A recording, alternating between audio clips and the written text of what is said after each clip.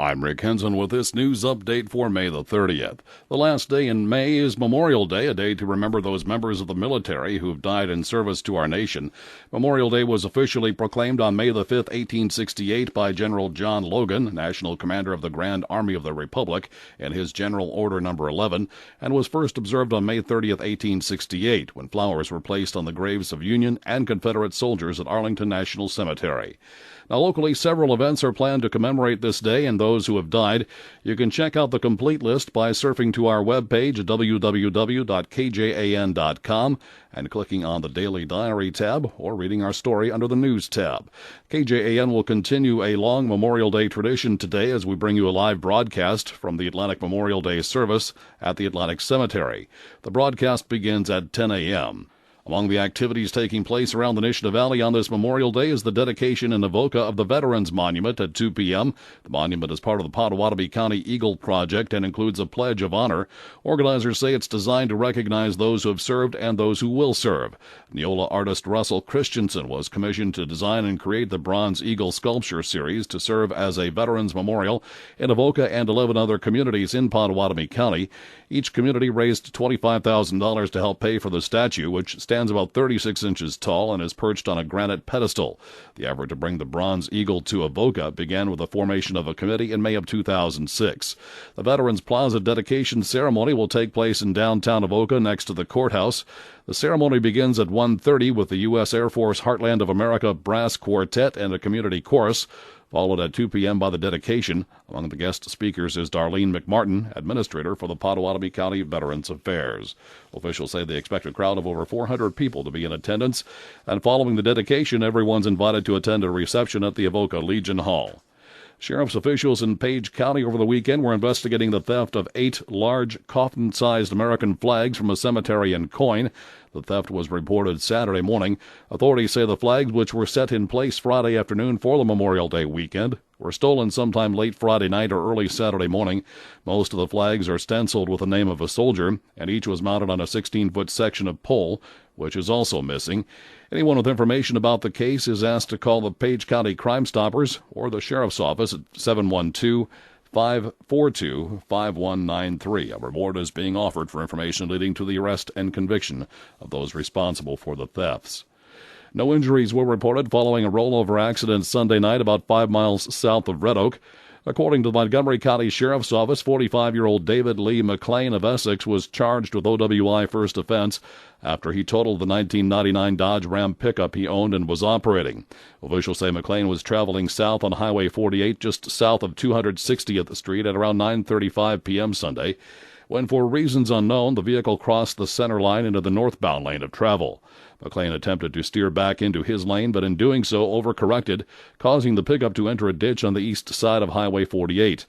In the ditch, the truck rolled an estimated 3 to 4 times before coming to rest on the driver's side in a farm field. McLean was arrested and brought to the Montgomery County Jail, where he was being held on $1,000 bond.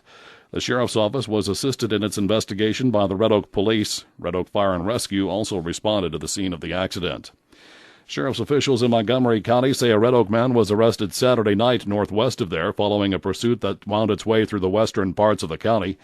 49-year-old John Wayne Strait of Red Oak was charged with eluding, failure to have a valid license and permit, and speeding. The incident which led to his arrest began just after 7 p.m. Saturday when deputies clocked a motorcycle going well above the posted speed limit near the intersection of Highways 34 and 48. When the deputies tried to initiate the traffic stop, the cycle took off, heading westbound on Highway 34 for about 2 miles and onto the secondary roads. The chase continued through the rural areas of Montgomery County until it eventually came to an end in the 1600 block of 180th Street, when Strait decided to surrender and was taken into custody without further incident. Strait was being held in the Montgomery County Jail in lieu of bond. It's been a busy past few days for deputies in Adams County. The Sheriff's Department reports 5 people have been arrested. Saturday evening, 33-year-old Monica Curran of Prescott was arrested at Lake Binder on a charge of driving under the influence. And late Saturday night, 32-year-old Nicholas Brule of Malvern was arrested at Lake Icaria for possession of marijuana and possession of drug paraphernalia. The arrest was made after Brule was allegedly found to have been smoking a controlled substance. And as we reported earlier, early Friday morning, Adams County Sheriff's deputies arrested 37-year-old Aaron Anderson of Corning on a charge of simple assault following an incident which allegedly occurred at Lake Binder. And Thursday night, an unidentified man was arrested for disorderly conduct following an altercation outside of a motel in Corning. The man gave authorities several aliases, and they're still trying to learn his true identity. And the sheriff's office reports 33-year-old Michael Miller of Corning was arrested Tuesday night on a charge of domestic assault after he allegedly struck his father. Each of those individuals were brought to the Adams County Jail and held pending an appearance before the magistrate. Authorities in Adams County were also investigating a drive-by shooting incident which occurred late Friday night. The sheriff's office received a call at around 10:15 p.m. about shots fired in the Mount Etna area. When deputies arrived and began to speak with witnesses, they learned at least one house was hit by multiple shotgun rounds fired from an unknown vehicle. No injuries were reported. The incident remains under investigation, and no other details are currently available. While we've already heard plenty about record flooding of the Mississippi River over the past few weeks, more floods may be coming across the region, including on Iowa's opposite border, the Missouri River. Climatologist Al Dutcher says record snowfall in the Rocky Mountains will keep many Midwestern rivers running high well into the summer. The big problem is there's just a tremendous snowpack. We've seen a real delay on the onset of the snowmelt season in the Intermountain region. And we keep getting these upper air lows that sink into the central Rockies and then slowly drift out into the plains. That's caused a lot of problems across the Midwest in terms of planting delays and very heavy precipitation. Dutcher says all of those factors, coupled with continued rainy pattern, could mean more swollen waterways soon. All of these in combination, of course, really increases our likelihood that we will continue to see this as a problematic situation all the way through probably June, if not into July. Dutcher says the mountain snowpack contains record amounts of water, which all has to flow downstream. We've seen a stepped-up increase in the projections for snowmelt from 1.5 million acre-feet a month ago up to 2 million acre-feet now, and there's less than 50% of that right now in available storage. So we've got to pass this water through. While record snowpacks in Minnesota and Wisconsin melted weeks ago, bringing the flooding problems on the Mississippi, the snowpacks in the Rocky Mountains will take much longer to melt.